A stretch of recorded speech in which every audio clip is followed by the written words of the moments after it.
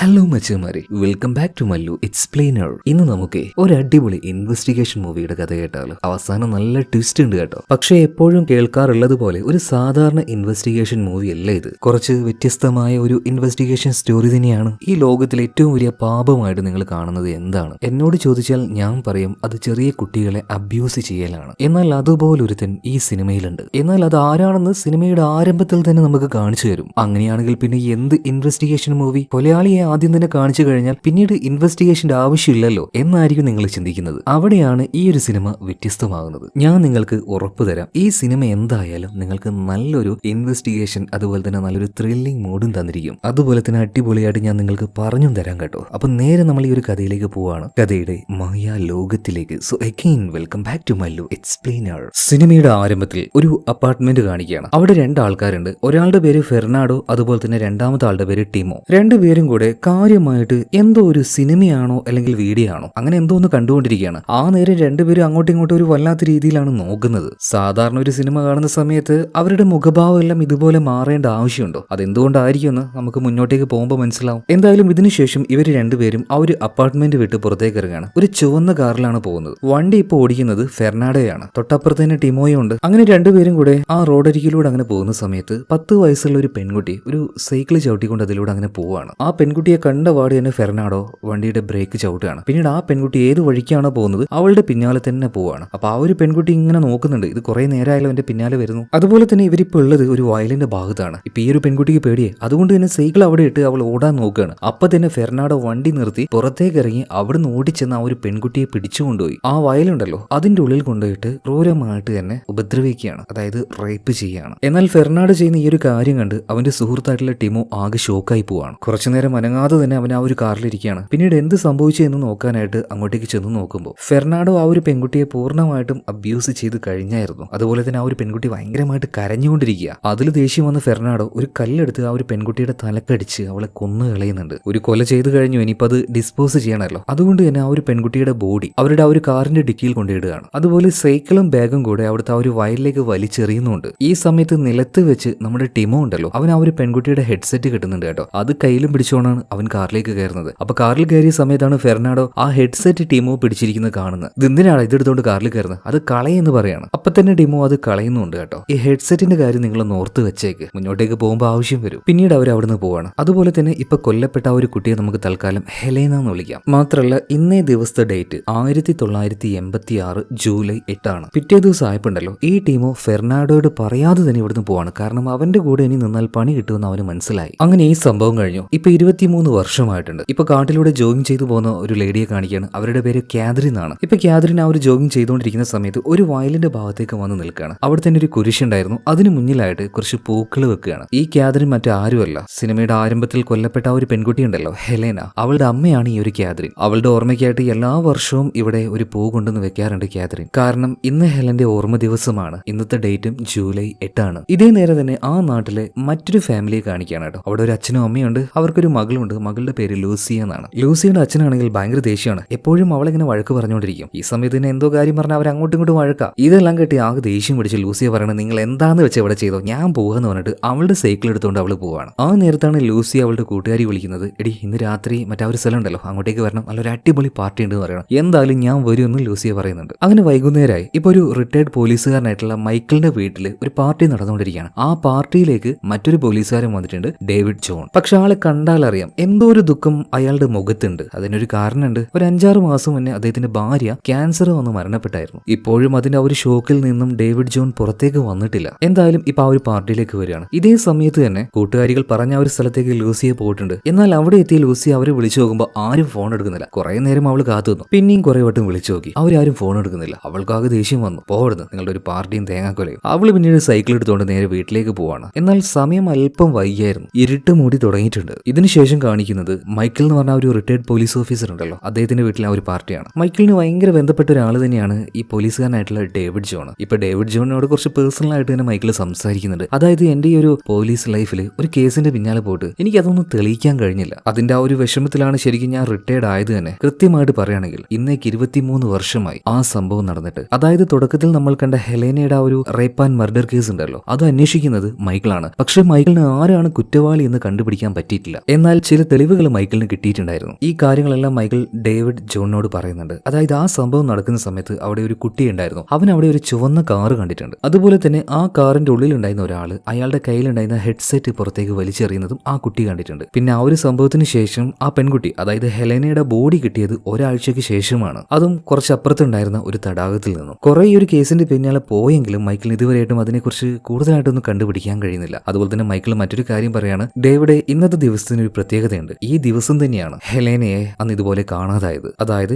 ഇന്നും ജൂലൈ 8 ആണ്. അന്ന് ഹെലേനയെ കാണാതായതും ജൂലൈ 8 ആണ്. ഇവിടെ സീൻ കട്ട അടുത്ത സീനിൽ കാണിക്കുന്നത് ലൂസിയ എന്ന് പറഞ്ഞ ഒരു പെൺകുട്ടി ഉണ്ടല്ലോ. കൂട്ടുകാരെ ആരും വിളിച്ചിട്ട് എടുക്കാത്തത് കൊണ്ട് അവൾ നേരെ വീട്ടിലേക്ക് പോയിക്കൊണ്ടിരിക്കുകയാണ്. അതുപോലെ തന്നെ അത്യാവശ്യം രാത്രി ആയിട്ടുണ്ട്. എന്നാൽ ഈ സമയത്താണ് ലൂസിയുടെ പിന്നാലെ ഒരാൾ അങ്ങനെ വരുന്നത് കേട്ടോ. അവളും ഇപ്പൊ അത് ശ്രദ്ധിക്കുന്നുണ്ട്. ഇതാരാണ്, കുറെ നേരമായുള്ള പിന്നാലെ വരുന്നു. എന്നാൽ അധികം വൈകിയില്ല, ലൂസിയെ അവളുടെ പിന്നാലെ വന്ന ആ കാറിൽ വന്ന ആള് അവിടെ വെച്ച് തന്നെ തട്ടിക്കൊണ്ടുപോവാണ്. ഇതിനുശേഷം ആ തട്ടിക്കൊണ്ടുപോയ ആള് ലൂസിയുടെ ആ ഒരു സൈക്കിള്, അവളുടെ ബാക്കിയുള്ള വസ്തുക്കൾ ഇതെല്ലാം കൊണ്ടുപോയിട്ട് ആ വയലിലിടുകയാണ്. അതായത് 23 വർഷങ്ങൾക്ക് മുന്നേ ഹെലേനയെ കൊന്ന അതേ വയലിൽ തന്നെ, കറക്റ്റ് ഇതേ ഡേറ്റിൽ തന്നെ ആരായിരിക്കും ഇത് ചെയ്തിട്ടുണ്ടാവുക. അങ്ങനെ പിറ്റേ ദിവസം രാവിലെ കേട്ടോ, ഇപ്പൊ ആ ഒരു ഹെലേനയുടെ അമ്മയുണ്ടല്ലോ, കാതറിൻ എപ്പോഴത്തെയും പോലെ തന്നെ ആ വയലിലൂടെ അങ്ങനെ ജോഗിങ്ങിന് പോകുന്ന സമയത്ത് ആരുമില്ലാത്ത ഈ ഒരു ഏരിയയിൽ ഒരുപാടധികം കാറുകൾ, കുറെ ആൾക്കാരും ഇവിടെ കൂടി നിൽക്കുന്നുണ്ട്, കുറെ പോലീസുകാരും ഉണ്ട്. ഇതെന്താ സംഭവം എന്ന് ആദ്യം കാതറിന് മനസ്സിലായില്ല. പിന്നീട് കാതറിൻ അവിടുന്ന് പോവാണ്. എന്തായാലും ഇതേ സംഭവ സ്ഥലത്തേക്ക് കേസ് അന്വേഷണത്തിന്റെ ഭാഗമായിട്ട് ഡേവിഡ് വന്നിട്ടുണ്ട്. അതുപോലെ തന്നെ അവന്റെ ബോസ് ആയിട്ടുള്ള മാത്യു ഉണ്ട്. അതുപോലെ ഇവരുടെ ടീമിലുണ്ടായിരുന്ന ഒരു ലേഡി റൂത്ത് പ്രഗ്നന്റ് ആണ് കേട്ടോ. എന്തായാലും ഇവർ അങ്ങോട്ടേക്ക് വന്നിട്ട് സെർച്ചിങ്ങും കാര്യങ്ങളൊക്കെ നടത്തുമ്പോൾ ഒരു സൈക്കിൾ കിട്ടുന്നുണ്ട്. അതുപോലെ തന്നെ കുറച്ച് വസ്തുക്കളും കിട്ടുന്നുണ്ട്. ഇവിടെ വെച്ച് ഒരു പെൺകുട്ടിയെ കാണാതായി, അല്ലെങ്കിൽ ആ ഒരു പെൺകുട്ടിക്ക് എന്താ സംഭവിച്ചു എന്ന് ഇവർക്ക് മനസ്സിലായി. പക്ഷേ ഏതാണ് ആ പെൺകുട്ടി എന്ന് ഇവർക്ക് മനസ്സിലാവുന്നില്ല. സത്യം പറഞ്ഞാൽ ഈ ഒരു സംഭവത്തോട് കൂടിയിട്ട് ഡേവിഡ് ഒന്ന് ഷോക്കായി പോവാണ് കേട്ടോ. അതെന്താന്ന് വെച്ചാൽ 23 വർഷങ്ങൾക്ക് മുന്നേ ഇതേ ഡേറ്റിൽ ഇങ്ങനെയൊരു സംഭവം ഉണ്ടായി. കറക്റ്റ് ഈ ഡേറ്റിൽ തന്നെ ഇങ്ങനൊരു സംഭവം ഉണ്ടാവണമെങ്കിൽ ആരോ മനഃപൂർവ്വം ഇത് റീക്രിയേറ്റ് ചെയ്തതാണ്. അതായത് പോലീസുകാർക്ക് ശരിക്കും ഇതൊരു തലവേദനയായി മാറിയിരിക്കുകയാണ്. ഇതേ സമയം തന്നെ ഈ നാടല്ല മറ്റൊരു നാട്ടിൽ കാണിക്കുകയാണ്. അവിടെയാണ് ഇപ്പൊ ടിമോ ഉള്ളത്. ആളിപ്പോ വെൽ സെറ്റിൽഡ് ആണ് കേട്ടോ. ഒരു എഞ്ചിനീയർ ആണ്, ഭാര്യയുണ്ട്, 2 പെൺകുഞ്ഞുങ്ങളുണ്ട്, നല്ല ഹാപ്പി ആയിട്ടുള്ള ലൈഫാണ്. ഇപ്പൊ മക്കളുടെ കൂടെ ഒരു എന്റർടൈൻമെന്റിലൊക്കെ നിൽക്കുന്ന സമയത്ത് ടിവിയിൽ ഒരു വാർത്ത ടിമോ കാണുന്നുണ്ട്. അതായത് കാണാതായ ലൂസി ഉണ്ടല്ലോ, അവളെ കുറിച്ചുള്ള ഒരു വാർത്തയാണ്. എന്നാൽ ആരാണ് കാണാതായത് എന്നൊന്നും ആ ഒരു വാർത്തയിൽ പറയുന്നില്ല. ഈ സ്ഥലമാണ്, ഇതുപോലെ വയലാണ്, ഇവിടെ വെച്ചൊരു സൈക്കിളും അതുപോലെ കുറച്ച് സാധനങ്ങളും കിട്ടിയിട്ടുണ്ടെന്ന് ന്യൂസിൽ അങ്ങനെ പറയുന്നുണ്ട്. ഇത് കേട്ട പാട് ടിമോ ആകെ ഷോക്കായി പോവാണ്. അതുപോലെ തന്നെ ഈ വാർത്ത ആരെല്ലാം കേൾക്കുന്നുണ്ട്? അന്ന് മരിച്ചുപോയ ഹെലനയുടെ അമ്മയായിട്ടുള്ള കാതറിൻ കേൾക്കുന്നുണ്ട്. അന്ന് ആ കേസ് അന്വേഷിച്ച മൈക്കിള് കേൾക്കുന്നുണ്ട്. അതുപോലെ ലൂസിയുടെ ഫാമിലിയും ഈ ഒരു വാർത്ത കേൾക്കുന്നുണ്ട്. എന്തായാലും ഈ വാർത്ത കേട്ട് ഏറ്റവും കൂടുതൽ ഞെട്ടിയത് ടിമോയാണ്. അതായത് ടിമോയ്ക്ക് അറിയാം അവിടെ വെച്ച് ഈ സംഭവം ഇതുപോലെ റീക്രിയേറ്റ് ചെയ്യണമെങ്കിൽ അത് മറ്റാരും ആയിരിക്കില്ല, ഫെർണാഡോ അവൻ തന്നെ ആയിരിക്കണം. പിന്നീട് അന്ന് ഹെലൻ മരിച്ച സമയത്ത് ഒരാഴ്ചയ്ക്ക് ശേഷം അവളുടെ ബോഡി ഒരു തടാകത്തിൽ വെച്ച് കിട്ടിയായിരുന്നല്ലോ. അതേ തടാകത്തിൽ പോയിട്ട് പോലീസുകാർ ഇപ്പൊ പരിശോധിക്കുന്നുണ്ട്. പക്ഷെ അവിടെ വെച്ച് അവളുടെ ബോഡി ഒന്നും കിട്ടുന്നില്ല. മാത്രമല്ല ഇപ്പൊ കാണാതായ പെൺകുട്ടിയുടെ ആ ഒരു സൈക്കിളും ബാക്കിയുള്ള ഡീറ്റെയിൽസ് ഒക്കെ ടിവിയിൽ ആ ഒരു വാർത്തയിലൂടെ കാണിക്കുന്നുണ്ട് കേട്ടോ. ഇത് കണ്ട സമയത്ത് ലൂസിയുടെ ഫാമിലിക്ക്, അതായത് അവളുടെ അച്ഛനും അമ്മയ്ക്കും അത് മനസ്സിലാക്കാൻ പറ്റി. അതുപോലെ തന്നെ മോളെ കാണാനുമില്ല. ഈ കാര്യം ചെന്ന് സ്റ്റേഷനിൽ പറയുന്നുണ്ട്. അതോടുകൂടിയിട്ട് പോലീസുകാർക്ക് മനസ്സിലായി കാണാതായ പെൺകുട്ടി അത് ലൂസിയാണ്. ഇതിനുശേഷം ആ ഒരു സംഭവ സ്ഥലം കാണിക്കുകയാണ് കേട്ടോ. അങ്ങോട്ടേക്ക് പഴയ ഓഫീസറായിട്ടുള്ള മൈക്കിൾ ചെല്ലുന്നുണ്ട്. എന്നാൽ അങ്ങോട്ടേക്ക് അവനെ ആരും കടത്തി വിടുന്നില്ല. കാരണം മൈക്കിൾ ഇപ്പോൾ പോലീസ് ഫോഴ്സിലില്ല, റിട്ടയർഡ് ആയല്ലോ. ശരി എന്ന് പറഞ്ഞിട്ട് ഇപ്പോ മൈക്കിൾ അവിടുന്ന് തിരിച്ചു പോകണം. എന്നാൽ ഇതേ സ്ഥലത്ത് തന്നെ ഇന്നലെ ലൂസിയെ തട്ടിക്കൊണ്ടുപോയ ആ ഒരു കാറ് അത് അവിടെ നിൽക്കുന്നുണ്ട്. കുറച്ചു നേരം അവിടുത്തെ കാര്യങ്ങളെല്ലാം നോക്കിയിട്ട് ആ കാർ അവിടുന്ന് പോവാണ്. അതിനുള്ളിലെ ആൾ ആരാണെന്ന് ഇപ്പൊ നമ്മളെ കാണിക്കുന്നില്ല. എന്തായാലും ഇതിനുശേഷം ഡേവിഡും അതുപോലെ തന്നെ ഇവന്റെ ബോസ് ആയിട്ടുള്ള മാത്യു ഇവരെല്ലാവരും നേരെ പോകുന്നത് ലൂസിയുടെ ഫാമിലിയുടെ അടുത്തേക്കാണ്. അവളുടെ അച്ഛനും അമ്മയോടും പറയാണ്, എന്തായാലും നിങ്ങൾ പേടിക്കേണ്ട, അവളെ നമ്മൾ എന്തായാലും കണ്ടുപിടിക്കും, നിങ്ങൾ എന്തായാലും സമാധാനത്തോടെ ഇരിക്കുമെന്ന് പറഞ്ഞിട്ട് അവരെ ആശ്വസിപ്പിക്കുകയാണ്. ഇതിനുശേഷം കാണിക്കുന്നത് ടിമോയാണ്. അതായത് ടിവിയിൽ ആ ഒരു വാർത്ത കണ്ടതിന് ശേഷം അവനാകെ ഷോക്കായി എന്ന് പറഞ്ഞില്ലേ, ഇപ്പൊ പഴയ ചില കാര്യങ്ങൾ ആലോചിക്കുകയാണ്. അതായത് ഫെർണാഡോ, ടിമോ ഇവര് രണ്ടുപേരും ഒരുപാട് അങ്ങോട്ട് ചെറിയ പ്രായത്തിലെ ഉണ്ടായിരുന്ന ഫ്രണ്ട്ഷിപ്പ് ഒന്നുമല്ല. ഇവര് പരിചയപ്പെട്ടത് അന്ന് ആ ഒരു 1986 തന്നെയാണ്. അതായത് ഹെലേനെ അവരെ കൊന്നില്ലേ, അതേ ആ ഒരു സമയത്ത് തന്നെ. അന്ന് ആ സ്ഥലത്തിലേക്ക് എന്തോ പഠിക്കാൻ വേണ്ടി ടിമോ പോയതാണ്. അന്ന് താൽക്കാലികമായിട്ട് ഒരു അപ്പാർട്ട്മെന്റിൽ നിന്നായിരുന്നു. അപ്പൊ അതിന്റെ മെയിൻ്റെനൻസ് വർക്കൊക്കെ എടുക്കുന്ന ഒരാളായിരുന്നു ഈ ഫെർണാഡോ. രണ്ടുപേരും അവിടെ വെച്ചാണ് ആദ്യമായിട്ട് കാണുന്നത് തന്നെ. ആദ്യമായിട്ട് കാണുന്നത് എങ്ങനെയാണെന്ന് അറിയോ? അതായത് ഈ കുട്ടികളെല്ലാം കുളിച്ചുകൊണ്ടിരിക്കുന്ന ഒരു സ്വിമ്മിംഗ് പൂള്, അതിന്റെ കുറച്ചപ്പുറത്തായിട്ട് ടിമോ അങ്ങനെ ഇരിക്കുകയാണ്. അവൻ അത് നോക്കി അങ്ങനെ ആസ്വദിക്കുകയാണ്. ഇതേ നേരം തന്നെ അവന്റെ അരികിലേക്ക് ഫെർണാഡോയും വന്നിരിക്കുന്നുണ്ട്. ഫെർണാഡോ അവനും അത് നോക്കി അങ്ങനെ ആസ്വദിക്കുകയാണ് കേട്ടോ. അതായത് രണ്ടുപേരുടെ മനസ്സും ആ ഒരു ടൈപ്പാണ്. അന്ന് ആ ഒരു സ്വിമ്മിംഗ് പൂളിന്റെ അടുത്ത് വെച്ചാണ് ഇവർ രണ്ടുപേരും ആദ്യമായിട്ട് കാണുന്നത്. ഓക്കെ, ഇതിനുശേഷം പ്രസന്റ് ടൈമിലേക്ക് വരികയാണ്. അതായത് ആ ഒരു വയലിന്റെ പല ഭാഗത്തൂടെയും സെർച്ചിങ് നടന്നുകൊണ്ടിരിക്കുകയാണ്. ആ നാട് മുഴുവനും ലൂസിയുടെ ബോഡിക്ക് വേണ്ടി ഇവർ അരിച്ച് പെറുക്കുന്നുണ്ട്. ഇതിനുശേഷം വീണ്ടും ടിമോയെ കാണിക്കുകയാണ്. ടിമോ ഈ ഒരു വാർത്തയ്ക്ക് ശേഷം ആകെ ഷോക്കായി പോയി എന്ന് പറയല്ലേ. അവനിപ്പോ അവന്റെ കമ്പനിയിലേക്ക് വിളിക്കുകയാണ്. എന്നിട്ട് കുറച്ച് ദിവസത്തെ ലീവ് ചോദിക്കുന്നുണ്ട്. തീരെ വയ്യ, പനിയാണ് എന്നൊക്കെയാണ് എന്നൊക്കെയാണ് പറയുന്നത്. അങ്ങനെ ലീവ് അപ്രൂവ് ആയതിനു ശേഷം അവൻ നേരെ ഭാര്യയുടെ അടുത്തേക്ക് വന്നിട്ട് പറയാണ്, ടിമോയുടെ ഭാര്യയുടെ പേര് ജൂലിയ എന്നാണ്. ജൂലിയോട് പറയാണ്, എനിക്ക് അത്യാവശ്യമായിട്ട് 2-3 ദിവസം ഇവിടെ നിന്ന് മാറി നിൽക്കണം. കമ്പനിയുടെ ഭാഗത്തു നിന്നും ഒരു അർജന്റ് വർക്ക് തന്നിട്ടുണ്ട്, അതുകൊണ്ട് ഞാൻ എന്തായാലും പോവാണ്, പിള്ളേരുടെ കാര്യമൊക്കെ നീ ഒന്ന് മാനേജ് ചെയ്തോണെന്ന് പറഞ്ഞിട്ട് 2 ദിവസത്തേക്ക് ഇവിടുന്ന് മാറി നിൽക്കാൻ വേണ്ടി ടിമോ തീരുമാനിക്കുകയാണ്. ഇതേ സമയം തന്നെ മറ്റൊരു ഭാഗത്ത് ക്യാതറിന്റെ വീട് കാണിക്കുകയാണ്. അതായത് അന്ന് മരിച്ചുപോയ ഹെലന്റെ അമ്മ.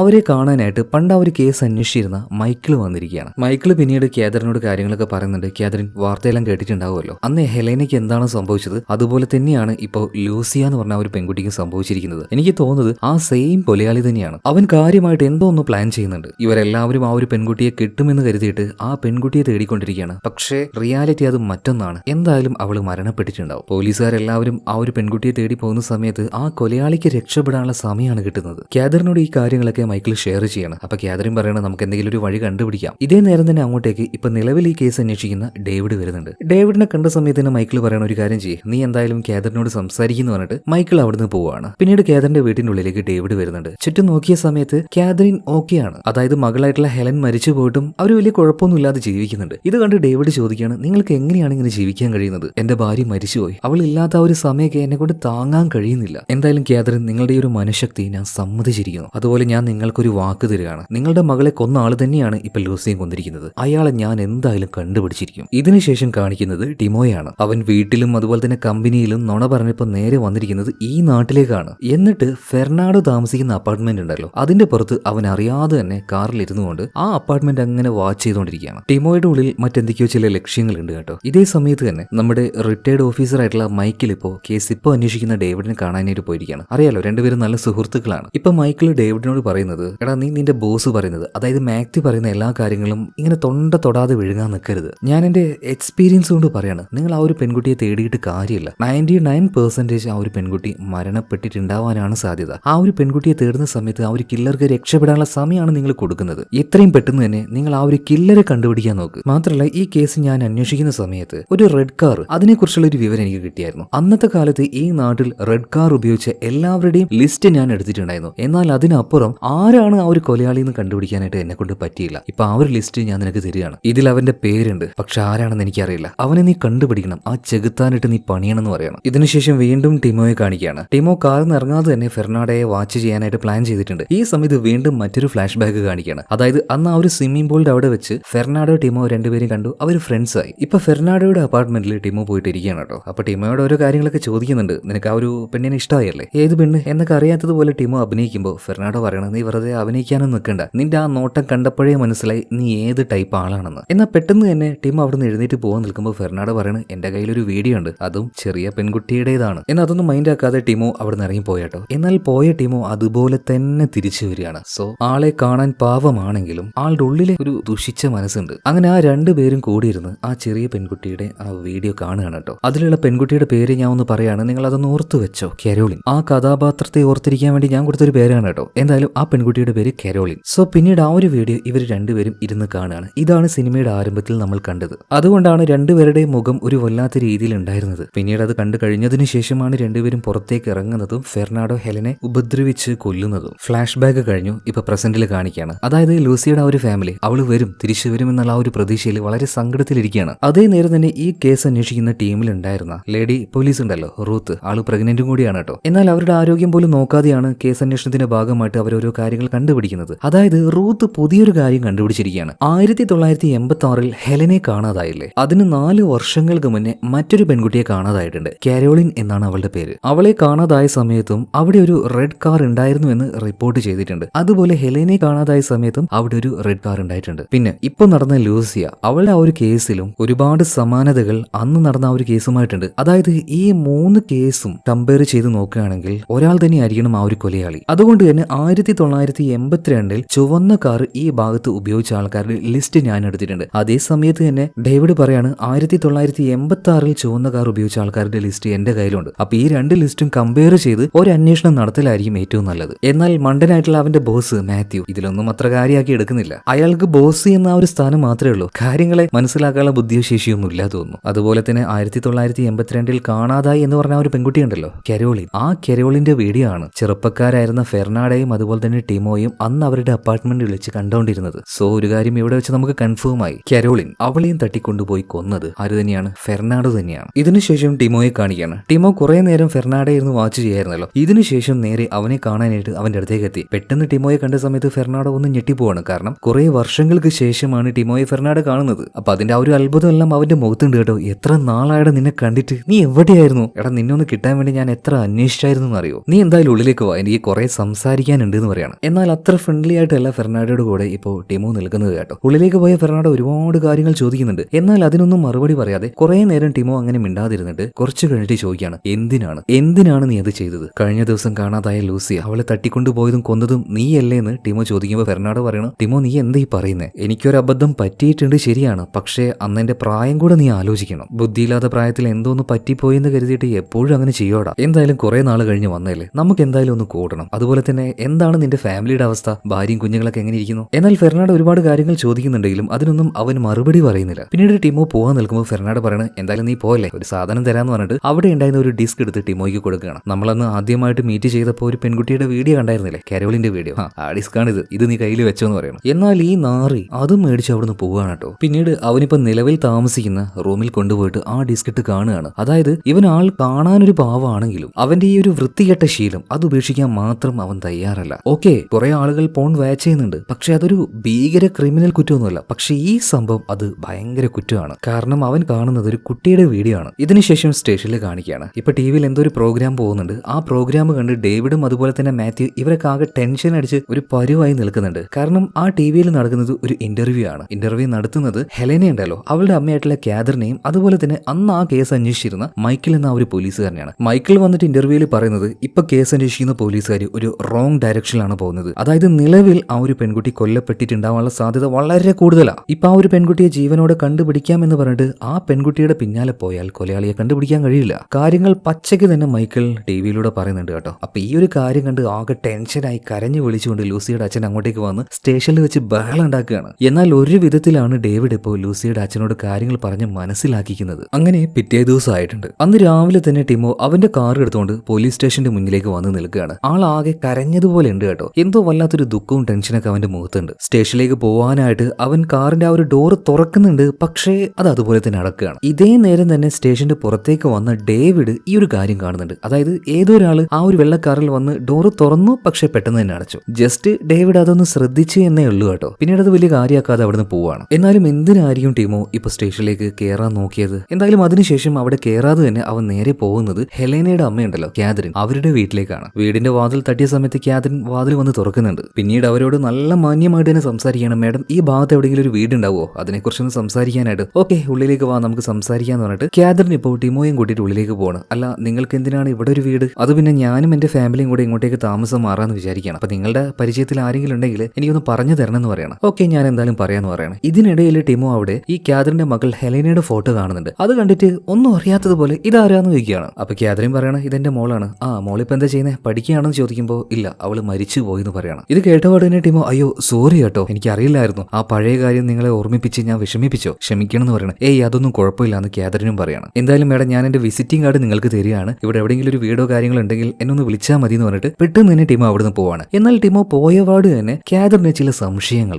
ഈ ഭാഗത്ത് അങ്ങനെ എവിടെയായിട്ടൊരു വീടൊന്നും ഇല്ല. പിന്നെ എന്തിനാണ് എന്റെ അടുത്തേക്ക് തന്നെ ഇവനിങ്ങനെ വന്നത്? ഇനി എങ്ങാനും ഇവനായിരിക്കും ആ ഒരു കൊലയാളി? ഒരു സംശയം അത് തോന്നിയത് കൊണ്ട് മാത്രം പണ്ട് ഈ ഒരു കേസ് അന്വേഷിച്ച നമ്മുടെ മൈക്കിളിനെ വിളിച്ച് അയാളോട് കാര്യങ്ങൾ പറയാണ്. ഇതേ സമയത്ത് തന്നെ കേസ് ഇപ്പോൾ അന്വേഷിക്കുന്ന ഡേവിഡ് അതുപോലെ തന്നെ റൂത്ത് രണ്ടുപേരുടെ കയ്യിലും 1982-ലും 1986-ലും റെഡ് കാർ ഉപയോഗിച്ച ആൾക്കാരുടെ ഒരു ലിസ്റ്റ് ഉണ്ട്. ആ ലിസ്റ്റ് തപ്പി അവരങ്ങനെ നടക്കുകയാണ്. ഇപ്പൊ ഇവർ രണ്ടുപേരും പോകാൻ നിൽക്കുന്നത് ഫെർണാണ്ടോയുടെ ആ ഒരു അപ്പാർട്ട്മെന്റിലേക്കാണ്. ആ നേരത്താണ് നമ്മുടെ ഡേവിഡിന് ഒരു കോള് വരുന്നത്. വിളിച്ചത് മറ്റാരുമല്ല, മൈക്കിൾ തന്നെയാണ്. മൈക്കിൾ പറയുന്ന കാര്യം എന്താണെന്ന് വെച്ചാൽ, ഇതുപോലെ കാതറിന്റെ വീട്ടിലേക്ക് ഇപ്പൊ കുറച്ചു മുന്നേ ഒരാൾ വന്നിട്ടുണ്ട്, എനിക്ക് എന്തോ സംശയമുണ്ട്, നമുക്കൊന്ന് അന്വേഷിക്കണം എന്ന് പറഞ്ഞിട്ട് ഇങ്ങോട്ടേക്ക് വരാൻ വേണ്ടി ഡേവിഡിനോട് പറയാണ്. പിന്നീട് ഡേവിഡ് റൂത്തിനോട് പറയണം, എന്തായാലും ആ ഒരു ഫെർണാണ്ടോയുടെ വീട്ടിലേക്ക് നീ പോ, ഞാൻ അത്യാവശ്യമായിട്ട് ഒരു സ്ഥലത്തേക്ക് പോകാന്ന് പറഞ്ഞിട്ട് അവൻ വേഗം തന്നെ മൈക്കിളിന്റെ അടുത്തേക്ക് ചെല്ലുകയാണ്. ഇതിനുശേഷം കാണിക്കുന്നത് ടിമോയാണ്. അവനിപ്പോ അവന്റെ ആ ഒരു കാറിലിരിക്കുകയാണ്. എന്തോ വല്ലാത്തൊരു ഭാവത്തിൽ കേട്ടോ. ഒരു പ്രത്യേകതരം മനുഷ്യൻ. എന്താണ് ഈ മനുഷ്യന്റെ മാനസികാവസ്ഥ എന്ന് മനസ്സിലാവുന്നില്ല. ഉള്ള ചെറ്റത്തരം മുഴുവൻ കാണിക്കുകയും ചെയ്യും. അതുപോലെ തന്നെ അതിന്റെ പുറത്ത് ഭയങ്കര കുറ്റബോധവും. ഇപ്പൊ ഈവൻ കാറുമായിട്ട് വന്ന് നിൽക്കുന്നുണ്ടല്ലോ, അതും ഒരു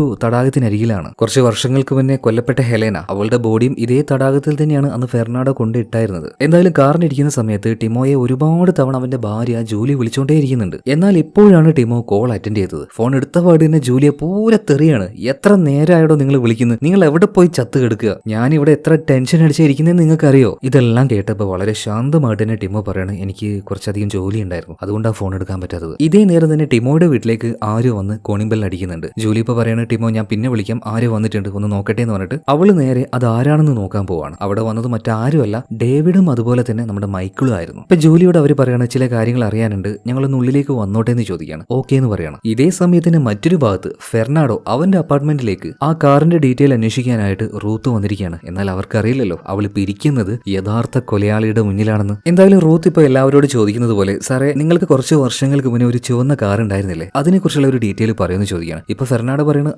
1985 ഞാൻ ഒരെണ്ണം വാങ്ങിയായിരുന്നു, കുറച്ചു കാലം ഉപയോഗിച്ച് ഞാനൊരു 1986 ഞാൻ അത് വിറ്റു എന്ന് പറയാണ്. എന്നാൽ ഇത് കേട്ട സമയത്ത് നമ്മുടെ റൂത്തിന് ചില സംശയങ്ങൾ. ഹെലനെ കാണാതായത് ഇതേ വർഷമാണ് 1986. ഇതേ വർഷം തന്നെ ഇയാൾ കാറ് വിറ്റിട്ടുണ്ടെങ്കിൽ ഇനിയിപ്പോ ഇയാൾ ആയിരിക്കോ ആ ഒരു കൊലയാളി? ചില സംശയങ്ങളൊക്കെ അവളുടെ ഉള്ളിൽ തോന്നുന്നുണ്ട്. അതുകൊണ്ട് തന്നെ റൂത്ത് ചോദിക്കുകയാണ്, കഴിഞ്ഞ വെള്ളിയാഴ്ച അതായത് ജൂലൈ 8-ാം തീയതി നിങ്ങൾ എവിടെയായിരുന്നു? കുറച്ചു നേരം ഫെർണാഡോ അങ്ങനെ ആലോചിക്കുന്നുണ്ട്. അത് പിന്നെ മേഡം എനിക്ക് ഒരു മിനിറ്റ്, ഞാൻ ഇപ്പൊ വരാം, ഇപ്പൊ പറഞ്ഞുതരാം കേട്ടോ. ഇതും പറഞ്ഞ് ഫെർണാഡോ ഉള്ളിലേക്ക് പോവാണ്. അതായത് റൂത്തിന്റെ കാര്യത്തിൽ തീരുമാനമായി എന്നാണ് തോന്നുന്നത്, അല്ലാതെ വെറുതെ അവൻ ഉള്ളിലേക്ക് പോകില്ലല്ലോ, പിടിക്കപ്പെടും എന്ന് മനസ്സിലായിട്ടുണ്ട് അവന്. ഇതേ നേരം തന്നെ ടിമോയുടെ വീട്ടിലേക്ക് പോയ ഡേവിഡിനെയും മൈക്കിളിനെയും കാണിക്കുകയാണ്. ഇപ്പൊ ടിമോയുടെ ഭാര്യയോട് ഇവർ കാര്യങ്ങൾ ചോദിക്കുകയാണ്. അതായത് നിങ്ങളുടെ ഹസ്ബൻഡ് ടിമോ 1986 ആ വർഷങ്ങളിൽ എവിടെയായിരുന്നു, ശരിക്കും അവിടെ എന്ത് ചെയ്യായിരുന്നു, അങ്ങനെയുള്ള ഓരോ കാര്യങ്ങൾ ചോദിച്ചപ്പോൾ ജൂലിയ എല്ലാ കാര്യങ്ങളും പറഞ്ഞു കൊടുക്കുകയാണ്. അതായത് ഈ സംഭവം നടന്ന അതേ സ്ഥലത്ത് തന്നെയാണ് ടിമോ ഉണ്ടായിരുന്നത്. അതോടെ ഇവർക്ക് ഏകദേശം ഒരു 50% ആ ഒരു കൊലയാളി ടിമോ തന്നെയാണെന്ന് മനസ്സിലായി, അല്ലെങ്കിൽ ആ ക്രൈമിന്റെ ഭാഗമായിരുന്നു ടിമോ എന്ന് ഇവർക്ക് മനസ്സിലാവാണ്. ഇത് കേട്ട സമയത്ത് മൈക്കിൾ പറയണ്, ഞാൻ എന്തായാലും ഒന്ന് ബാത്റൂമിൽ പോട്ടെ എന്ന് പറഞ്ഞിട്ട് നേരെ വീട്ടിന്റെ ഉള്ളിലേക്ക് പോവാണ്. ബാക്കിയുള്ള കാര്യങ്ങളൊക്കെ ജൂലിയോട് ചോദിക്കുന്നത് ഡേവിഡാണ്. ഇതേ സമയത്ത് തന്നെ ഫെർണാഡോയുടെ വീട്ടിൽ കാണിക്കുകയാണ്. അവനിപ്പോ ഉള്ളിലേക്ക് പോയിട്ട് ഒരു ഷെൽഫിൽ കുറെ പുസ്തകങ്ങൾ ഉണ്ടായിരുന്നു, കുഞ്ഞു കുഞ്ഞു പുസ്തകങ്ങളാണ്. അതിൽ നിന്നും ഒരു പുസ്തകം എടുക്കുകയാണ്. അതുപോലെ തന്നെ ചില ആയുധങ്ങളും അവിടെ ഉണ്ടായിരുന്നു. എന്നാൽ അതൊന്നും എടുക്കാതെ ആ ഡയറിയുമായിട്ട് ഫെർണാഡോ നേരെ ഇപ്പോ റൂത്തിന്റെ അടുത്തേക്ക് വരികയാണ്. എന്നിട്ട് ജൂലൈ 8 വെള്ളിയാഴ്ച അയാൾ എന്ത് ചെയ്യായിരുന്നു എന്ന് ആ ഡയറിയിൽ നോക്കിയിട്ട് പറഞ്ഞു കൊടുക്കുകയാണ്. അതായത് ഫെർണാഡോയ്ക്ക് ഓർമ്മക്കുറവിന്റെ എന്തോ പ്രശ്നം ഉണ്ട് തോന്നുന്നു. ഇത് കണ്ട സമയത്ത് റൂത്ത് പറയാണ്, ആ പുസ്തകം അതൊന്നും എനിക്ക് തരുമെന്ന് ചോദിക്കുകയാണ്. അങ്ങനെ ആ ചെറിയ ഡയറിയിലേക്ക് റൂത്ത് നോക്കുമ്പോൾ ഇയാളുടെ എല്ലാ കാര്യങ്ങളും അതിൽ എഴുതി വെച്ചിട്ടുണ്ട്. കുറെ ദിവസത്തെ കാര്യങ്ങൾ വരെ അതിലുണ്ട്. അതായത് ഇയാൾക്ക് നല്ല മറവിയുണ്ട് എന്ന് റൂത്തിന് മനസ്സിലായി. ഇങ്ങനെ ഒരാൾ എന്തായാലും ഒരു കൊലപാതകം ചെയ്യാൻ ഒരു സാധ്യതയില്ല. അതുകൊണ്ട് തന്നെ വല്ല സംശയമൊന്നും കാണിക്കാതെ റൂത്ത് ഇപ്പൊ അവിടുന്ന് പോകണം. ഇതേ നേരം തന്നെ ടിമോയുടെ വീട്ടിൽ കാണിക്കുകയാണ്. ഇപ്പൊ ജൂലിയോട് കുറെ നേരമായിട്ട് സംസാരിക്കുന്ന ഡേവിഡാണ്. എന്നാൽ ഇത്രയും നേരമായിട്ട് ഉള്ളിലേക്ക് പോയ മൈക്കിൾ എന്ന് പറഞ്ഞ ഒരു പോലീസുകാരൻ തിരിച്ചു വന്നിട്ടില്ല. ഇയാളിപ്പോ എന്താ ചെയ്യുന്നതെന്ന് നോക്കാൻ വേണ്ടിയിട്ട് ജൂലിയെ വേഗം തന്നെ വീട്ടിന്റെ ഉള്ളിലേക്ക് കയറി നോക്കുമ്പോൾ ഈ മൈക്കിൾ എന്താ ചെയ്യുന്നതെന്ന് അറിയോ? നമ്മുടെ ടിമോ ഉണ്ടല്ലോ, അവന്റെ ആ ഒരു ലാപ്ടോപ്പും അതുപോലെ തന്നെ സിസ്റ്റവും ഇതെല്ലാം ചെക്ക് ചെയ്തുകൊണ്ടിരിക്കുകയാണ്. അതിലുണ്ടായിരുന്ന A to Z എല്ലാ കാര്യങ്ങളും മൈക്കിൾ ഇപ്പോൾ ഡീകോഡ് ചെയ്തെടുത്തിട്ടുണ്ട്. അതായത് ടിമോയുടെ ആ ഒരു കമ്പ്യൂട്ടറിൽ മുഴുവനായിട്ടും ഇതുപോലെയുള്ള വീഡിയോസ് ആണ്. എങ്ങനത്തെയാണെന്ന് ഞാൻ എടുത്ത് പറയണ്ടല്ലോ. സത്യം പറഞ്ഞാൽ അങ്ങനെയുള്ള ആ ഒരു വാക്ക് പറയാൻ തന്നെ എനിക്ക് പേടിയാണ്. കാരണം യൂട്യൂബ് ഈ ഒരു കാര്യത്തിന് അത്രയും സ്ട്രിക്റ്റ് ആയിട്ട് നോക്കുന്നുണ്ടേ. അതുകൊണ്ട് നിങ്ങൾ കാര്യം മനസ്സിലാക്കണം, എന്താണ് ആ സിസ്റ്റത്തിൽ ആ കമ്പ്യൂട്ടറിൽ കണ്ടത് എന്ന്. അതോടുകൂടിയിട്ട് ഇപ്പൊ മൈക്കിളും ഡേവിഡും ഏകദേശം 100% കൺഫേം ആക്കി കഴിഞ്ഞു. 20 വർഷങ്ങൾക്ക് മുന്നേ ഹെലനയെ കൊന്നതും ഇപ്പൊ ലൂസിയെ തട്ടിക്കൊണ്ടുപോയി എന്താ ചെയ്തതെന്ന് അറിയില്ല. അപ്പൊ ആ കാര്യം ചെയ്തതും ഇതേ ടിമോ തന്നെയാണ്. ഇനിയിപ്പോ ഇവര് അടുത്തതായിട്ട് ചെയ്യേണ്ടത് എന്താന്ന് വെച്ചാൽ എത്രയും പെട്ടെന്ന് തന്നെ ടിമോയെ കണ്ടുപിടിക്കുക, അറസ്റ്റ് ചെയ്യുക. ഇതിനുശേഷം ടിമോയെ കാണിക്കുകയാണ്. അവൻ ഇപ്പോഴും ആ ഒരു തടാകത്തിനരികിൽ തന്നെയാണ് കേട്ടോ. അവന്റെ കണ്ണുകൾ ഇങ്ങനെ നിറഞ്ഞൊഴുകുന്നുണ്ട്. അതുപോലെ അവനിപ്പോ ആ ഒരു കാറിന്റെ സീറ്റ് ബെൽറ്റ് ഇടുകയാണ്. പിന്നെ ഒന്നും നോക്കിയില്ല, വണ്ടി ഫസ്റ്റ് ഗിയറിലേക്ക് ഇടുകയാണ്. ആക്സിലേറ്റർ ചവിട്ടി പിടിക്കുകയാണ്. നേരെ ആ ഒരു കാറും അവനും ആ ഒരു വെള്ളത്തിലേക്ക് ചെന്ന് വീഴുന്നുണ്ട്. അവിടെയുള്ള പിള്ളേരൊക്കെ അത് കാണുന്നുണ്ട് കേട്ടോ. എന്നാൽ എന്തിനായിരിക്കും ടിമോ ഇങ്ങനെ ചെയ്തിട്ടുണ്ടാവുക? മരിക്കാൻ വേണ്ടി തന്നെയാണ്. കാരണം കുറ്റബോധം ഉള്ളിൽ അങ്ങനെ കിടന്ന് അവനെ കൊണ്ട് സഹിക്കാൻ പറ്റുന്നില്ല. അന്ന് ഹെലേനയെ ഫെർണാഡോ കൊന്ന കാര്യം പോലീസിനോട് ടിമോ പറഞ്ഞായിരുന്നെങ്കിൽ ഇന്ന് ലൂസിയ എന്ന് പറഞ്ഞ ആ ഒരു പെൺകുട്ടിക്ക് ഈ അവസ്ഥ വരില്ലായിരുന്നു. അപ്പോ അവൾക്ക് അങ്ങനെ സംഭവിക്കാൻ കാരണക്കാരൻ ഞാൻ കൂടിയാണല്ലോ എന്നുള്ള ആ ഒരു ഭയങ്കരമായിട്ടുള്ള കുറ്റബോധം. ഇതുപോലെയുള്ള വൃത്തികെട്ട വീഡിയോകൾ കാണുമെങ്കിലും ഒരു കുട്ടിയും അവൻ ഉപദ്രവിക്കാൻ ഇതുവരെയായിട്ട് നിന്നിട്ടില്ല. ഒരു ഭാഗത്ത് പിശാചിന്റെ മനസ്സാണെങ്കിൽ മറ്റൊരു ഭാഗത്ത് നല്ലൊരു മനസ്സും അവനുണ്ടായിരുന്നു. പോലീസ് സ്റ്റേഷനിൽ പോയിട്ട് കീഴടങ്ങണം എന്ന് അവന് ആഗ്രഹം ഉണ്ടായിരുന്നു. പക്ഷേ ഈ കാര്യം അവരോട് തുറന്നു പറയാനുള്ള ആ ഒരു മടി, അത് കാരണമാണ് അവൻ മറ്റൊരു പ്ലാൻ ഉണ്ടാക്കിയത്. ഹെലന്റെ അമ്മയുണ്ടല്ലോ കാതറിൻ, അവരുടെ വീട്ടിലേക്ക് പോയിട്ട് സംശയം തോന്നുന്ന രീതിയിൽ പെരുമാറിയിട്ട് ആ കാർഡും കൊടുത്ത് അവൻ വന്നില്ലേ. അതൊക്കെ ഇങ്ങനെയൊക്കെ സംഭവിക്കാൻ തന്നെയാണ് ടിമു ചെയ്തത്. ആ കാർഡിലെ അഡ്രസ്സും തേടി പോലീസുകാർ അവന്റെ വീട്ടിലേക്ക് എത്തുമെന്നും അവന്റെ കമ്പ്യൂട്ടറിലെ എല്ലാ കാര്യങ്ങൾ അവർ കണ്ടുപിടിക്കുമെന്നും ടിമോയ്ക്ക് അറിയാം. സോ ഇതെല്ലാം അറിഞ്ഞതിന് ശേഷം അവന്റെ ഭാര്യയുടെയും കുഞ്ഞുങ്ങളുടെയും മുന്നിലേക്ക് പോകാനായിട്ട് ടിമോയ്ക്ക് കഴിയില്ല. അതുപോലെ തന്നെ അവൻ ചെയ്ത ആ ഒരു തെറ്റ്, അതിന്റെ ആ ഒരു കുറ്റബോധം, ഇതെല്ലാം കൊണ്ടാണ് ആളിപ്പോ ഇങ്ങനെ ഒരു അപകടം ഉണ്ടാക്കി സ്വയം മരിക്കാൻ ശ്രമിക്കുന്നത്. ആള് മരിക്കുകയും ചെയ്യുന്നുണ്ട്. ഇപ്പൊ മറ്റൊരു സ്ഥലത്ത്, അതായത് ഫെർണാഡോയുടെ അപ്പാർട്ട്മെന്റിൽ പോയിട്ട് ഡാറ്റാസ് എടുത്തുകൊണ്ട് വിവരങ്ങൾ ശേഖരിച്ചുകൊണ്ട് റൂത്ത് പുറത്തേക്ക് വന്നല്ലോ. അവൾ അപ്പൊ തന്നെ ഫെർണാഡോയുടെ ആ ഒരു പേരിന്റെ ഭാഗത്ത് മാർക്ക് ചെയ്യാൻ നിൽക്കുകയാണ്. അതായത് അതിന്റെ ഉള്ളിൽ വെച്ച് തന്നെ റൂത്തിന് ഫെർണാഡോയെ സംശയം തോന്നി. സംശയം തോന്നിയിട്ടും അത് അവിടെ വെച്ച് അവൾ കാണിക്കാതിരുന്നതാണ് കേട്ടോ. കാരണം അവള് പ്രഗ്നന്റ് ആണ്, വീക്കാണ്. ഫിസിക്കലി അവൻ എന്തെങ്കിലും ചെയ്യാൻ നോക്കിയാൽ അതിന് തടുക്കാനുള്ള ശേഷിയൊന്നും റൂത്തിനില്ല. അതുകൊണ്ട് പുറത്തേക്ക് വന്നിട്ട് അവൻ കാണാതെ അവന്റെ പേരിൽ മാർക്ക് ചെയ്യാൻ നിൽക്കുമ്പോഴുണ്ട് ഡേവിഡ് വിളിക്കുന്നത്, റൂത്തെ നമ്മുടെ കേസ് ക്ലോസ് ആയി കേട്ടോ, ആൾ ആരാണെന്ന് ഞങ്ങൾ കണ്ടുപിടിച്ചു കഴിഞ്ഞു, പക്ഷെ ആളെ ജീവനോട് പിടിക്കാൻ നമ്മളെ കൊണ്ട് പറ്റിയിട്ടില്ല എന്ന് പറയണം. ഇതിനുശേഷം കാണിക്കുന്നത് ആ തടാകത്തിൽ മുങ്ങിപ്പോയ ടിമോയുടെ കാർ പൊക്കിയെടുക്കുന്നതാണ്. അതിനുള്ളിൽ മരിച്ചു കിടക്കുന്ന ടിമോയുടെ ശരീരവും ഉണ്ടായിരുന്നു. അങ്ങനെ പോലീസുകാർ പൂർണ്ണമായിട്ടും ഈ ഒരു കേസ് ക്ലോസ് ചെയ്യാണ്. ഇപ്പൊ ലൂസിയെ തട്ടിക്കൊണ്ടുപോയതും അതുപോലെ തന്നെ 1986 ഹെലേന എന്ന ഒരു പെൺകുട്ടിയെ തട്ടിക്കൊണ്ടുപോയി റേപ്പ് ചെയ്ത് കൊന്നതും പിന്നെ 1982 കരോളിൻ എന്ന പെൺകുട്ടിയെ തട്ടിക്കൊണ്ടുപോയതും ഇതേ ടിമോ തന്നെയാണ് പോലീസുകാർ കൺഫേം ആക്കുകയാണ്. അല്ലെങ്കിൽ അവർക്ക് കിട്ടിയ തെളിവനുസരിച്ച് അവരങ്ങനെ വിചാരിക്കുകയാണ്. എന്തായാലും കേസ് തെളിഞ്ഞല്ലോ, കാര്യമൊക്കെ വാർത്തയിൽ വന്നു, ആകെ കൂടി വൈറലായിട്ടുണ്ട്, ഒരുപാട് ആൾക്കാർ ഇത് അറിയാണ്, ഒരുപാട് പേർക്ക് സന്തോഷമായി. എന്നാൽ 2 ഫാമിലി ഒഴികെ, ഒന്ന് ടിമോയുടെ കുടുംബം ജൂലിയ, അതുപോലെ തന്നെ അവരുടെ 2 പെൺകുട്ടികൾ, അവരുടെ അവസ്ഥ എന്തായിരിക്കുമെന്ന് ഞാൻ കൂടുതൽ പറയണ്ടല്ലോ. അതുപോലെ തന്നെ ലൂസിയുടെ ഫാമിലി, അവളെ കാണാതായെങ്കിലും അവൾക്ക് എന്ത് സംഭവിച്ചു എന്ന് ഇതുവരെയായിട്ടും ഇവർക്ക് ഒന്നും കണ്ടുപിടിക്കാൻ പറ്റിയിട്ടില്ല. എന്നാൽ അധികം വൈകാതെ തന്നെ ലൂസിയുടെ ഡെഡ് ബോഡിയും അവിടെ ഉണ്ടായിരുന്ന മറ്റൊരു തടാകത്തിനരികിൽ വെച്ച് ഇവർക്ക് കിട്ടുന്നുണ്ട്. നമ്മുടെ റിട്ടയർഡ് പോലീസ് ഓഫീസർ ആയിട്ടുള്ള മൈക്കിൾ പറഞ്ഞതുപോലെ തന്നെ ലൂസിയെ ജീവനോടെ കണ്ടുപിടിക്കാം എന്ന് പറഞ്ഞിട്ട് ആ രീതിയിൽ കേസ് മുന്നോട്ടേക്ക് കൊണ്ടുപോകുന്നത് മഹാ അബദ്ധമാണ്. അന്ന് അവളെ കാണാതായ അന്ന് തന്നെ ആ ഒരു പെൺകുട്ടി മരണപ്പെട്ടിട്ടുണ്ടാവും. മൈക്കിൾ പറഞ്ഞ ഒരു കാര്യം കറക്റ്റ് തന്നെയായിരുന്നു. മാത്രമല്ല ടിമോ തന്നെയാണ് ആ ഒരു കുറ്റവാളി എന്നുള്ള കാര്യം പോലീസ് കൺഫേം ചെയ്തതിന് മറ്റൊരു തെളിവ് കൂടെ അവരുടെ കയ്യിലുണ്ട്. അന്ന് അതായത് 23 വർഷങ്ങൾക്ക് മുന്നേ കാണാതായ ഹെലേന, അവളുടെ കയ്യിലുണ്ടായിരുന്ന ഒരു ഹെഡ്സെറ്റ് നമ്മുടെ ടിമോ എടുത്തായിരുന്നു. അതായത് സിനിമയുടെ ആരംഭത്തിൽ ഞാൻ പറഞ്ഞായിരുന്നു ആ കാര്യം ഓർത്ത് വെച്ചോണെന്ന്. അതായത് ഒരു ആവശ്യമില്ലാതെയാണ് ടിമോ ആ ഒരു ഹെഡ്സെറ്റ് എടുത്തായിരുന്നത്. ആ സമയത്തിന് അവന്റെ കയ്യിൽ ചില കാര്യങ്ങൾ അതിൽ പറ്റി പിടിച്ചായിരുന്നു. അപ്പൊ ആ ഒരു സംഭവം അല്ലെങ്കിൽ അതിലെ ആ ഒരു DNA എടുത്ത് ഇപ്പൊ ടിമോയുടെ ആ ഒരു DNAയുമായിട്ട് കമ്പയർ ചെയ്ത് നോക്കുമ്പോൾ 2 സെയിം ആണ്. ഇതിനേക്കാൾ വലുതായിട്ട് മറ്റൊരു തെളിവ് ഇപ്പൊ പോലീസിന് ആവശ്യമുണ്ടോ? എന്തായാലും ഇപ്പൊ സ്റ്റേഷനിലുള്ള ഡേവിഡ് ഇപ്പൊ നമ്മുടെ റൂത്തിനോട് ചോദിക്കുകയാണ്, അല്ല ആ ചുവന്ന കാറിന്റെ കാര്യം എന്തായി? അതിന്റെ പിന്നാലെ പോയിട്ട് എന്താ നീ കണ്ടുപിടിച്ചത്? ആ കാറിനെ കുറിച്ച് ഡേവിഡ് അന്വേഷിക്കുമ്പോൾ ഇപ്പൊ അവന്റെ ബോസ് ആയിട്ടുള്ള മാത്യു പറയാണ്, എടാ ആ കാറിന്റെ കേസ് ഒഴിവാക്ക്, കേസ് എന്തായാലും തെളിഞ്ഞില്ലേ, ഇനി വെറുതെ ഓരോ വള്ളിക്കെട്ട് കേസുമായിട്ട് എന്റെ അടുത്തേക്ക് വരലേന്ന് പറയണം. അതായത് മാത്യുവിന് എങ്ങനെയെങ്കിലും ഈ ഒരു കേസ് തലേന്ന് ഒഴിവാക്കിയാൽ മതിയായിരുന്നു. പക്ഷേ നമ്മുടെ ഡേവിഡിനെ ഇപ്പോഴും എന്തൊരു സംശയം, ആ ചുവന്ന കാർ അത് അവന്റെ മൈൻഡിൽ നിന്ന് പോകുന്നില്ല. അതുകൊണ്ട് തന്നെ അവന്റെ ഫ്രണ്ട് ആയിട്ടുള്ള അല്ലെങ്കിൽ ആ ഒരു പഴയ റിട്ടയർഡ് ഓഫീസർ ആയിട്ടുള്ള മൈക്കിൾ ശേഖരിച്ച ആ ഒരു തെളിവെല്ലാം ഇപ്പൊ ഡേവിഡ് ഒന്നുകൂടെ പരിശോധിച്ച് നോക്കുകയാണ്. അന്ന് ഹെലേന്റെ ആ ഒരു സംഭവം നടക്കുന്ന സമയത്ത് ആ ചുവന്ന കാർ ഒരു പയ്യൻ കണ്ടു എന്ന് പറഞ്ഞില്ലേ, അവന്റെ ആ ഒരു സ്റ്റേറ്റ്മെന്റ് അതെല്ലാം അവിടെ ഉണ്ടായിരുന്നു. അതായത് ആ ഒരു പയ്യൻ ഈ കാറിന്റെ ബേക്കിൽ നിന്നുകൊണ്ടാണ് ഈ കാര്യങ്ങൾ കണ്ടത്. ആ പയ്യന്റെ മൊഴി കറക്റ്റ് ആയിട്ട് തന്നെ ഇവിടെ രേഖപ്പെടുത്തിയിട്ടുണ്ട്. അതിന്റെ വോയിസും ഉണ്ട്. ഇപ്പൊ ഡേവിഡ് അത് വീണ്ടും കേൾക്കാണ്. അതായത് ആ ഒരു പയ്യൻ പറയുന്നത് ലെഫ്റ്റ് സൈഡിൽ നിന്നാണ് ഒരാൾ ഹെഡ്സെറ്റ് പുറത്തേക്ക് എറിഞ്ഞത് എന്നാണ്. ഇപ്പൊ അതിനെക്കുറിച്ച് ഡേവിഡ് ഇങ്ങനെ ആലോചിക്കുകയാണ്. അതായത് ലെഫ്റ്റ് സൈഡിൽ നിന്നും ഒരാൾ ആ ഹെഡ്സെറ്റ് പുറത്തേക്ക് എറിയണമെങ്കിൽ റൈറ്റ് സൈഡിൽ ആരായിരിക്കും? റൈറ്റ് സൈഡിലാണ് ഡ്രൈവിംഗ് സീറ്റ്. ഡ്രൈവിംഗ് സീറ്റിൽ ഇരുന്നുകൊണ്ട് എന്തായാലും ഒരാൾ അപ്പുറത്തേക്ക് അത് എറിയാൻ സാധ്യതയില്ല. അതിനർത്ഥം അന്ന് ടിമോയുടെ കൂടെ ഒരാൾ കൂടി ഉണ്ടായിട്ടുണ്ടാവില്ലേ എന്നൊരു സംശയം ഡേവിഡിന് തോന്നുകയാണ്. ഡേവിഡ് ആ ഒരു സംശയമായിട്ട് നേരെ മാത്യുവിന്റെ അടുത്തേക്ക് ചെല്ലുന്നുണ്ട്. അതായത് അവന്റെ ബോസിന്റെ അടുത്തേക്ക് കാര്യങ്ങളൊക്കെ പറഞ്ഞു കൊടുക്കുകയാണ്. സാറേ, നമ്മൾ വിചാരിക്കുന്ന പോലെ എല്ലാ കാര്യങ്ങൾ ടിമോ മാത്രമല്ല ഈ ഒരു കാര്യങ്ങൾ ഈ കൊലപാതകങ്ങൾ ചെയ്തിരിക്കുന്നത്, അവന്റെ കൂടെ അല്ലെങ്കിൽ അവന് മറ്റൊരു പാർട്ട്ണർ കൂടെ ഉണ്ട് എന്ന് പറയാം. കാര്യങ്ങളൊക്കെ വിശദമായിട്ട് തന്നെ മാത്യുവിനോട് ഡേവിഡ് പറഞ്ഞു കൊടുക്കുന്നുണ്ട്. എന്നാൽ മാത്യു പറയുന്നത്, എന്റെ പൊന്നു ഡേവിഡ്, മതിയായി, എനിക്ക് മടുത്തുപോയി, എനിക്ക് ഈ കേസിന്റെ പിന്നാലെ നടക്കാൻ എനിക്ക് താല്പര്യമില്ല, തല പുകഞ്ഞ് പണ്ടാരടങ്ങുന്നുണ്ട്. എന്തായാലും കേസ് കളഞ്ഞില്ലേ, ആളെയും കിട്ടിയില്ലേ, ഇനി ഇതിന്റെ പിറകാലെ നീ പോകലേ എന്ന് പറയാണ്. എന്നാൽ മാത്യുവിന്റെ പിന്നാലെ തന്നെ ഡേവിഡ് പോയിട്ട് അയാൾ കാര്യങ്ങൾ പറഞ്ഞ് മനസ്സിലാക്കിക്കാൻ ശ്രമിക്കുന്നുണ്ട്. എന്നാൽ അത് കേൾക്കാതെ അയാൾ അവിടുന്ന് പോവുകയാണ്. ഈ സമയത്ത് റൂത്ത് വന്നിട്ട് നമ്മുടെ ഡേവിഡിനോട് പറയാണ്, ഡേവിഡെ മതിയടാ, ചിലപ്പോ ഇതൊക്കെ നിന്റെ ഒരു തോന്നൽ മാത്രമായിരിക്കും, ഈ ഒരു കേസ് വിട്ട് കളാന്ന് പറയാണ്. കാരണം ഈ ഒരു കേസിന്റെ പിന്നാലെ ഇവർ കുറെ അധികം അലഞ്ഞ് തിരിഞ്ഞിട്ടുണ്ട്. എന്നാൽ ഡേവിഡ് ജോൺ എന്ന ഒരു പോലീസുകാരൻ പറയാണ്, റൂത്തെ, എനിക്ക് ഉറപ്പാണ് ടിമോ ഒറ്റയ്ക്കല്ല ഈ കാര്യങ്ങളൊന്നും ചെയ്തത്,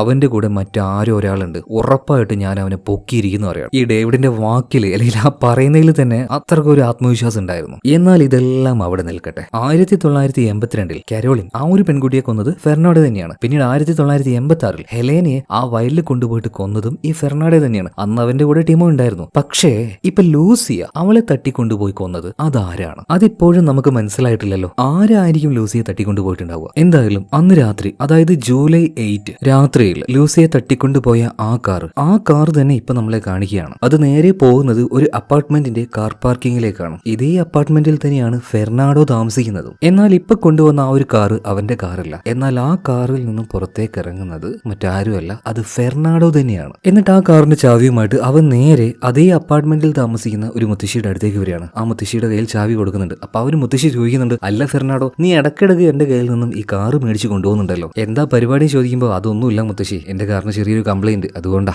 ഈ സമയത്താണ് മുത്തശ്ശി വാങ്ങിച്ചുകൊണ്ടിരിക്കുന്ന ആ ഒരു പത്രത്തിൽ ഫെർണാഡോ ആ വാർത്ത കാണുന്നത്. അവന്റെ സുഹൃത്തായിട്ടുള്ള ടിമോ അവൻ ആത്മഹത്യ ചെയ്തു, അതുപോലെ അവനാണ് ലൂസിയെ തട്ടിക്കൊണ്ടുപോയത് എന്ന രീതിയിൽ വാർത്തയും കാണുകയാണ്. ഇത് കണ്ട് ഈ ഫെർണാഡോ ആകെ ടെൻഷൻ അടിച്ച് ഷോക്കായി അങ്ങനെ നിൽക്കുകയാണ്. ഇതേ നേരം തന്നെ മുത്തശ്ശി ചോദിക്കുകയാണ്, അല്ല ഫെർണാഡോ, നിന്നെ കാണാനായിട്ട് ഇന്നലെ ആരോ വന്നിട്ടുണ്ടായിരുന്നല്ലോ. സാധാരണ അങ്ങനെ ആരും നിന്റെ അടുത്തേക്ക് വരാറില്ല, അതാ ഞാൻ ചോദിച്ചെന്ന് പറയണം. അതേ നേരം തന്നെ മുത്തശ്ശിയോട് ചെറിയൊരു ഇടറിയ ശബ്ദത്തിൽ ഫെർണാഡോ പറയുന്നുണ്ട്, മുത്തശ്ശി, അതെനിക്കുണ്ടായിരുന്ന എന്റെ ഒരു കൂട്ടുകാരനാണ്, ഒരു പഴയ കൂട്ടുകാരനാ. കുറെ നാളായിട്ട് അവനെ കാണാനില്ലായിരുന്നു. ഞാൻ കുറെ അന്വേഷിച്ചു. അവൻ ഇങ്ങോട്ടേക്ക് കൊണ്ടുവരാൻ വേണ്ടി ഞാൻ അവനൊരു മെസ്സേജ് അയച്ചായിരുന്നു. അതുകൊണ്ടാണ് അവൻ എന്നെ കാണാനായിട്ട് ഇങ്ങോട്ടേക്ക് വന്നത്. ഇത് പറഞ്ഞ് ഒരു വാടിയ മുഖവുമായിട്ട് ഫെർണാഡോ അവന്റെ അപ്പാർട്ട്മെന്റിലേക്ക് പോവാണ്. ഇപ്പൊ നിങ്ങൾക്ക് കാര്യം മനസ്സിലായോ എന്താ ഇവിടെ സംഭവിച്ചെന്ന്? വിശദമായിട്ട് പറഞ്ഞുതരാം. അതായത് അന്നത്തെ ആ ഒരു സംഭവത്തിന് ശേഷം ഫെർണാഡോയെ വിട്ട് ടിമോ പോയി. ടിമോയോട് ഭയങ്കര ഇഷ്ടമായിരുന്നു അവന്റെ നല്ലൊരു കൂട്ടുകാരനായിരുന്നു. എന്നാൽ ഇവർ സെപ്പറേറ്റ് ആയതിനു ശേഷം ടിമോ മറ്റൊരു നാട്ടിൽ പോയിട്ട് കല്യാണം കഴിച്ചു, ഫാമിലി ആയിട്ട് വെൽ സെറ്റിൽഡ് ആയി. ഒരു നല്ല ലൈഫ് തന്നെ അവന് കിട്ടി. അതുപോലെ തന്നെ ഫെർണാഡോയുമായിട്ട് യാതൊരു കോണ്ടാക്റ്റും പിന്നീട് അവൻ വെച്ചതുമില്ല. ഫെർണാഡോയ്ക്കാണെങ്കിൽ ഫാമിലിയോ കുടുംബമോ ആരും ഉണ്ടായിരുന്നില്ല. ഒരു ഒറ്റപ്പെട്ട ഏകാന്തമായ ജീവിതം. അവൻ ആകെ ഉണ്ടായിരുന്ന ഒരു കൂട്ടുകാരെന്ന് പറഞ്ഞാൽ അത് ടിമോ മാത്രമാണ്. എന്നാൽ ടിമോ എവിടെയാണെന്ന് അവൻ അറിയില്ലായിരുന്നു. അതുകൊണ്ട് ടിമോയെ എങ്ങനെയെങ്കിലും ഇങ്ങോട്ടേക്ക് എത്തിക്കണം. അതിനുവേണ്ടി ഫെർണാഡോ കണ്ടുപിടിച്ച ഒരു മാർഗമായിരുന്നു ഇത്. അന്ന് ഹെലേനയെ കൊന്നില്ലേ, അതേ രീതിയിൽ തന്നെ ഈ വർഷം ജൂലൈ 8-ാം തീയതി ഇതുപോലെ തന്നെ ലൂസിയെ തട്ടിക്കൊണ്ടുപോയിട്ട് അവൻ കൊന്നു കളഞ്ഞു. ഇത് വാർത്തയാകുമ്പോൾ ടിമോ അത് കാണും. ഉറപ്പായിട്ട് ഫെർണാഡോയെ തേടി ടിമോ ഇങ്ങോട്ടേക്ക് വരുന്നത് അവന് നന്നായിട്ട് അറിയായിരുന്നു. അതിനുവേണ്ടി തന്നെയാണ് അവൻ ഇങ്ങനെ ചെയ്തത്. പക്ഷേ ടിമോ ഇങ്ങോട്ടേക്ക് വരാൻ വേണ്ടി ഇതൊക്കെ ചെയ്തതാണെങ്കിലും സംഗതി ബാക്ക് ഫയർ ചെയ്തു എന്ന് പറയാലോ. അവൻ വിചാരിച്ചതുപോലെ തന്നെ ടിമോ ഇങ്ങോട്ടേക്ക് വന്നെങ്കിലും ടിമോ ഇപ്പൊ മരിച്ച അവസ്ഥയിലാണ്. അതുപോലെ അവനാണ് ആ ഒരു കേസിലെ പ്രതി. ആ കേസിലെ പ്രതിയായിട്ട് ടിമോയെ പോലീസുകാർ പൊക്കിയിട്ടുണ്ടെങ്കിൽ ഉറപ്പാണ്, 100 അല്ല 200% ഉറപ്പാണ്, ഈ ഫെർണാഡോയെ തേടി അധികം വൈകാതെ പോലീസുകാർ ഇങ്ങോട്ടേക്ക് വരുന്നത്. ഫെർണാഡോയ്ക്ക് അത് മനസ്സിലായി, താൻ പെട്ടു എന്നും ഫെർണാഡോയ്ക്ക് മനസ്സിലായി. അപ്പൊ ആ ഒരു വിഷമത്തോട് കൂടിയിട്ട് മാന്യതയുടെ മുഖമുള്ള ആ ചെകുത്താൻ അയാളുടെ അപ്പാർട്ട്മെന്റിന്റെ ഉള്ളിലേക്ക് വിഷമത്തോട് കൂടിയിട്ട് കയറി പോവാണ്. എന്നിട്ട് ആ ഒരു വാതിൽ അടയ്ക്കുന്നുണ്ട്. ഇത് കാണിച്ചുകൊണ്ട് സിനിമ അവിടെ തീരുകയാണ്. നിങ്ങൾ വിചാരിക്കും ഈ സിനിമയ്ക്ക് ഒരു അവസാനമില്ലല്ലോ, പ്രോപ്പർ ആയിട്ടുള്ള ഒരു എൻഡിങ് ഇല്ലല്ലോ എന്ന്. ഉണ്ട്, പൂർണ്ണമായിട്ടുള്ള എൻഡിങ് ഉണ്ട്. ഉറപ്പായിട്ടും ഡേവിഡ് ജോൺ ആ പോലീസുകാരൻ ഫെർണാഡോയെ കണ്ടുപിടിച്ചിരിക്കും. അതുപോലെ തന്നെ ഫെർണാഡോയ്ക്കും ഉറപ്പാണ് പോലീസുകാർ വന്നിട്ട് അവനെ പൊക്കുവെന്ന്. ഒന്നില്ലെങ്കിൽ അവർക്ക് പിടികൊടുക്കുക, അല്ലെങ്കിൽ ടിമോ ചെയ്തതുപോലെ തന്നെ സ്വയം ഇല്ലാതാവുക. ഈ 2 വഴികൾ, അതല്ലാതെ ഫെർണാഡോയുടെ മുന്നിൽ മറ്റൊന്നുമില്ല. ഓക്കെ, എന്തായാലും പ്രതീക്ഷിക്കാത്ത ഒരു ക്ലൈമാക്സ് ആയിരുന്നില്ലേ? എന്തായാലും കഥ ഇഷ്ടമായിട്ടുണ്ടാവും എന്ന് ഞാൻ വിചാരിക്കുകയാണ്. അപ്പൊ നമുക്ക് മറ്റൊരു കഥയിൽ വീണ്ടും കാണാം. Okay, by.